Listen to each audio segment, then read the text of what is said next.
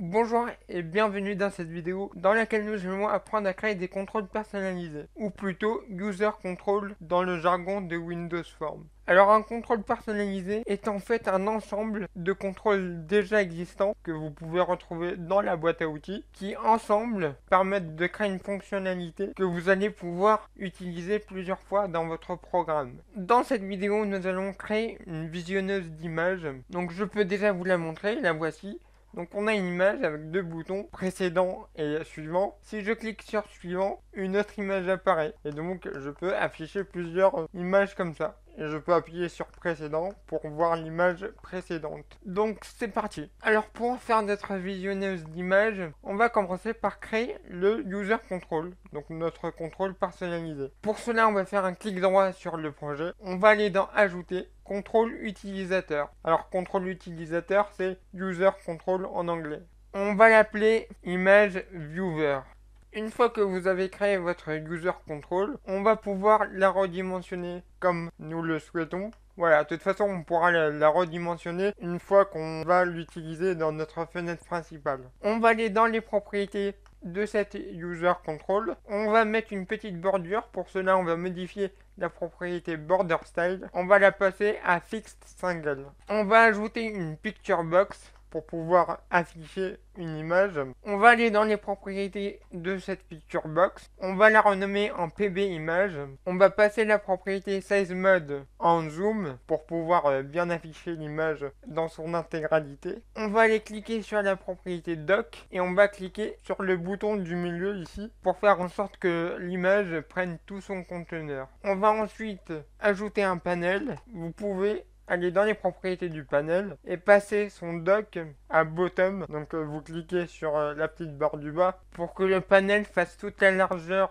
de votre user control et pour qu'il se positionne en bas. Dans ce panel, on va ajouter deux boutons. Un bouton pour afficher l'image précédente qu'on va appeler BT Previews. On va copier-coller ce bouton et on va le mettre de l'autre côté et on va le renommer, on va l'appeler BT Next. Alors pour pas qu'on ait un bug d'affichage, on va modifier la propriété Anchor de notre bouton, donc le bouton de droite, et on va tout simplement cliquer sur la barre de droite et cliquer sur la barre de gauche. Comme ça, son Anchor sera en haut à droite. C'est tout simplement pour éviter des bugs d'affichage.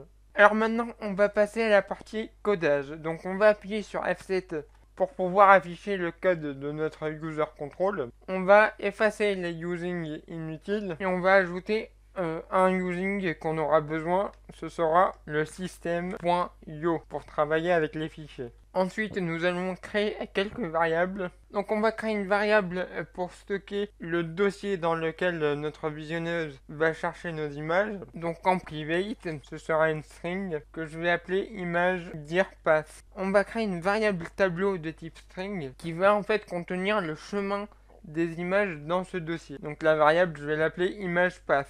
On va créer une dernière variable qui va stocker l'index de l'image actuellement affichée dans notre visionneuse. Donc private int, je vais l'appeler selected index et vous pouvez mettre une valeur par défaut égale à 0. Comme ça, par défaut, on affichera la première image dans notre variable tableau imagePath. Voilà. Ensuite, on va créer des propriétés. Alors sachez que les propriétés que vous allez créer ici, à condition qu'elles soient publiques, ils s'afficheront quand vous allez dans la partie propriété du contrôle. Donc elles s'afficheront ici et vous pourrez les modifier pour chaque visionneuse. Donc la première propriété permettra de récupérer et de changer la valeur de image_dir_path. On va créer une propriété de type string que je vais appeler image_dir_path. Cette fois-ci avec un I majuscule, puisque c'est une propriété.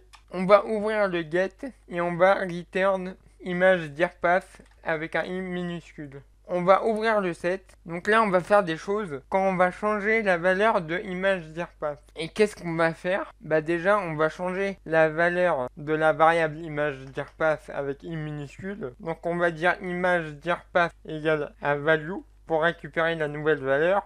On va créer une autre propriété qui va s'appeler selected index avec S majuscule. Elle sera de type int et on va l'appeler selected index avec S majuscule. Dans la partie get, on va faire en sorte de retourner la variable selectedIndex avec S minuscule. Dans la partie set, donc quand on va changer la valeur de cette propriété, de cette variable, et ben on va dire que selectedIndex avec S minuscule égale à value. Mais sauf que là, on va pas s'arrêter là, on va vérifier des choses. On va vérifier que cet index, donc la nouvelle valeur, soit logique par rapport au nombre d'images qu'on a trouvé dans le dossier. Donc le nombre d'images, bah, c'est tout simplement le nombre d'éléments qu'on a dans notre variable ImagePath, donc dans notre tableau.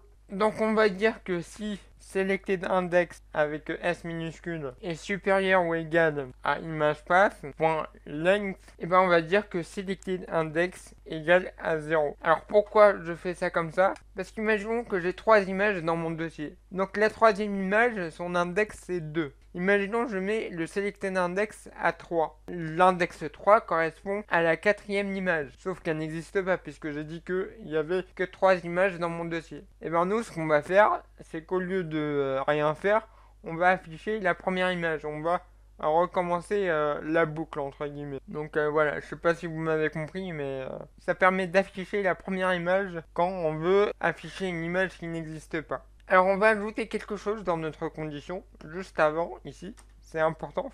Et cette condition sera ImagePath est différent de nul. Et on va mettre le double i comme ça. Donc si notre image n'est pas nulle, et si notre selectedIndex est supérieur ou égal à ImagePath.length, et ben on va mettre notre selectedIndex à 0. Voilà.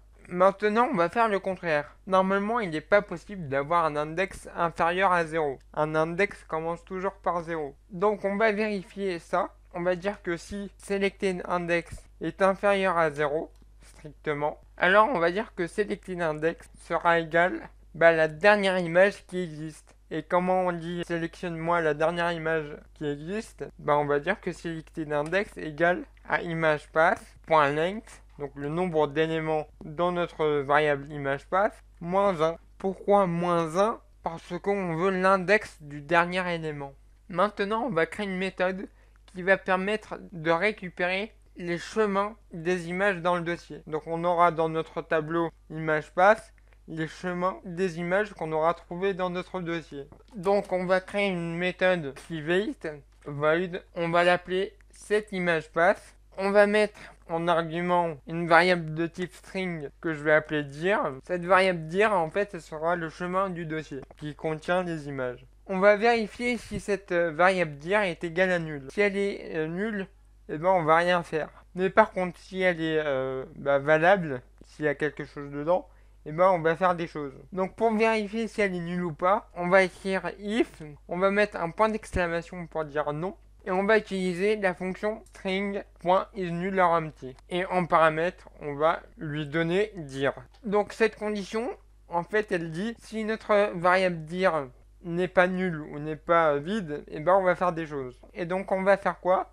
On va récupérer les chemins des images dans notre dossier. Quand on travaille avec des fichiers, il vaut mieux prendre des précautions et utiliser des blocs try-catch. Alors le bloc try-catch va nous permettre d'exécuter un bloc, donc le bloc de try, mais s'il y a une erreur dans ce bloc try, on va exécuter le bloc de catch. Voilà, donc ça permet de faire des choses s'il y a une erreur. Donc on va essayer quelque chose, on va essayer quoi? On va essayer de récupérer nos chemins d'images dans notre variable ImagePath. Donc ImagePath égale, et on va dire directory.getFiles.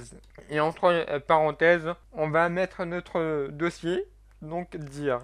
Voilà, donc cette ligne va nous permettre de récupérer les chemins des fichiers qui se trouvent dans notre dossier dir. Dir étant le chemin vers le dossier. Alors s'il y a une erreur à ce niveau-là, on va faire des choses. Déjà, on va récupérer l'exception. On va faire un throw E afin d'afficher l'erreur. Mais juste avant ça, donc la ligne 2 dessus, on va dire que ImagePath égale à nul. Et cette méthode, cette ImagePath, on va l'appeler à quel moment? On va l'appeler au moment où l'on change la valeur de ImageDirPath. Donc juste ici. Et donc en paramètre, on va lui passer la propriété ImageDirPath. Il nous reste une dernière méthode à créer qui va permettre d'afficher réellement l'image. Donc on va créer une nouvelle méthode en private, void, que je vais appeler showImage. Et en paramètre, on va mettre un argument qui va servir à savoir quelle image afficher. Donc grâce à son index, donc int index. Alors qu'est-ce qu'on va faire dans cette fonction? Eh ben on va vérifier déjà des choses pour éviter des erreurs. Alors déjà on va vérifier qu'on a bien des images dans notre variable tableau ImagePath. Donc pour cela on va dire if ImagePath est différent de nul. Donc s'il est différent de nul, eh ben ça veut dire qu'il y a quelque chose dedans. On va aussi vérifier que notre paramètre index soit bien inférieur à ImagePath.length, donc pour récupérer le nombre d'éléments dans notre tableau. Alors vous pouvez aussi vérifier que index soit supérieur ou égal à 0. Bon, tout ça on l'a déjà vérifié, mais c'est au cas où. Mais normalement, vous pouvez supprimer cette partie-là de la condition, puisqu'on l'a déjà vérifié là-haut dans les propriétés. Mais voilà, c'est au cas où. Et si toutes les conditions sont respectées, on va mettre à jour notre picture box, on va afficher réellement l'image. Alors pour pouvoir afficher une image dans notre picture box, déjà on va écrire this.pbimage. Donc pbimage, je vous le rappelle, c'est tout simplement notre picture box ici. On va accéder à sa propriété image location. Et image location, en fait, c'est tout simplement le chemin de l'image à afficher. Donc nous, on doit mettre un chemin vers une image. Donc on va utiliser notre variable tableau ImagePath qui contient des chemins vers des images et plus particulièrement un index. Mais si la condition n'est pas respectée, eh ben on va dire que this.pbimage.imageLocation égale à une chaîne de caractères vide. Si vous mettez une chaîne de caractères vide, on va afficher rien du tout. On va afficher du blanc. Voilà. Voilà, on a fini de programmer notre méthode showImage. Maintenant, il faut l'appeler. Et on va l'appeler à quel moment? On va l'appeler quand on va changer l'index de l'image à afficher. Donc vous allez retourner dans votre propriété selectedIndex et à la fin de cette vérification, on va appeler notre méthode showImage. Et en paramètre, on va lui passer selectedIndex. Donc pour afficher l'image dont l'index est actuellement sélectionné. Alors il nous reste une dernière chose à faire. On doit créer les événements clics liés à nos deux boutons. Alors on va commencer par le bouton précédent. Donc on va double-cliquer dessus. Et qu'est-ce qu'on veut faire quand on clique sur le bouton précédent? On veut afficher l'image précédente. Et comment afficher une image précédente? On va désincrémenter l'index sélectionné. Donc on va faire selectedIndex moins. On va désincrémenter notre propriété selectedIndex. Alors cette ligne-là, qu'est-ce que ça veut dire? Ça veut dire que selectedIndex sera égal à selectedIndex moins 1. Et on va faire exactement la même chose pour le bouton suivant. Donc on va double-cliquer dessus. Et cette fois-ci, au lieu de désincrémenter notre propriété selectedIndex, on va l'incrémenter. Et comment on fait pour l'incrémenter? On va écrire selectedIndex plus. Et donc ça veut dire selectedIndex égale à selectedIndex plus 1. On en a fini. Alors là, vous allez me dire, mais quoi? On fait que ça dans la fonction btnext et btprevious? Eh ben oui, on fait que ça. Ça suffit largement pour changer d'image. Alors pourquoi ça marche? En fait, quand on change la propriété de selectedIndex, d'ailleurs, attention à bien mettre selectedIndex, la propriété, donc avec un S majuscule, afin de pouvoir exécuter le code dans la partie 7 de notre propriété selectedIndex. Donc on va exécuter ce code-là. Et qu'est-ce qu'on dit dans ce code-là? On va modifier la valeur de selectedIndex et on va afficher l'image avec le nouvel index. Alors pour pouvoir afficher l'image lors de l'ouverture de la fenêtre, on va faire un showImage dans notre constructeur. Donc ici, juste après l'InitializeComponent, on va dire showImage selectedIndex. Et donc on en a fini pour le développement. Maintenant on va ajouter notre contrôle à la fenêtre principale. Normalement elle devrait s'afficher à gauche, donc dans votre fenêtre boîte à outils. Sauf que là, elle ne s'affiche pas. Pourquoi? Parce qu'en fait, il faut compiler le programme une première fois. Donc vous allez appuyer sur CTRL SHIFT plus B. Une fois que vous avez compilé, normalement, vous avez votre contrôle d'afficher juste ici. Donc on va pouvoir l'ajouter à notre fenêtre. Le voici. Alors on va pouvoir le redimensionner comme on le souhaite. Et si vous allez dans ses propriétés, alors vous avez plein de propriétés liées à un contrôle normal, classique, mais surtout, si vous descendez dans la partie diverses, vous allez pouvoir constater qu'il y a vos propriétés. Donc image d'IRPass et selected index. Alors on va pouvoir tester. Alors j'ai créé un dossier avec des images, alors c'est les miniatures YouTube. Donc ce qu'on va faire, c'est qu'on va copier le chemin du dossier et on va le mettre dans image d'IRPass. On va laisser le selected index à 0 pour afficher la première image qu'il va trouver dans le dossier.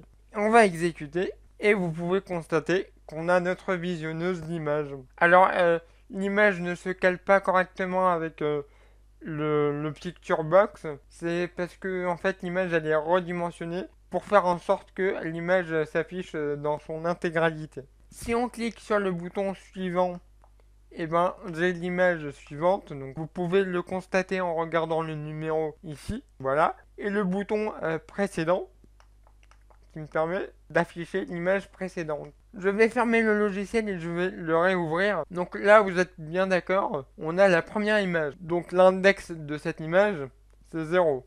Vous êtes bien d'accord aussi que quand j'appuie sur le bouton précédent, on va désincrémenter l'index. Donc là, normalement, si j'appuie, l'index sera égal à -1. Je vais appuyer, sauf que non. Là, c'est la dernière image dans le dossier qui est affichée. Voilà. Et pareil, si je suis sur la dernière image et que j'appuie sur le bouton suivant, en fait c'est la première image qui est affichée. Donc maintenant on va essayer de changer le selected index. Donc vous allez aller dans la partie divers et on va par exemple essayer d'afficher la troisième image. Donc on va mettre selected index égale 2. Alors oui, vous avez vu que même sans compiler, il m'affiche l'image correspondante. Alors maintenant, si j'affiche la troisième image, enfin la quatrième, on a bien une image correspondante. Voilà. Et pareil, si je compile, l'image dont l'index est 4 s'affiche. Alors ces propriétés-là, ils sont en public et donc vous pouvez les modifier depuis n'importe quel script. Donc ici, si par exemple je remets 0, je peux aller dans la partie code de ma fenêtre principale. Donc voilà, on va créer un événement form load. Il faut toujours renommer ces contrôles, même si ce sont des contrôles personnalisés. On va cliquer sur notre contrôle et on va la renommer en IV1 pour image viewer 1. On va retourner dans le code de la fenêtre et on peut faire IV1.selectedIndex. Je peux par exemple afficher la cinquième image. Et donc si je fais F5, voilà, c'est la cinquième image. Alors l'avantage d'avoir créé un contrôle personnalisé, c'est que vous allez pouvoir créer plein d'instances de ce contrôle. Ça veut dire que là maintenant, je peux ajouter un deuxième contrôle personnalisé, donc une deuxième visionneuse que je vais pouvoir redimensionner comme je le souhaite. Voilà, on va la faire un peu plus petite et on va changer de dossier. Voilà, par exemple ce dossier-là, avec d'autres miniatures. On va copier le chemin vers le dossier et on va le mettre dans image d'IRPass. On va exécuter notre code. Et donc voilà, j'ai deux visionneuses différentes, mais bien évidemment avec les mêmes fonctionnalités. Voilà. Donc voilà pour cette vidéo, donc j'espère qu'elle vous a plu. Si c'est le cas, n'hésitez pas à mettre un j'aime, des commentaires si vous n'avez pas compris quelque chose, à partager la vidéo, ça me ferait extrêmement plaisir. Et sur ce, je vous dis à la prochaine. Allez, ciao.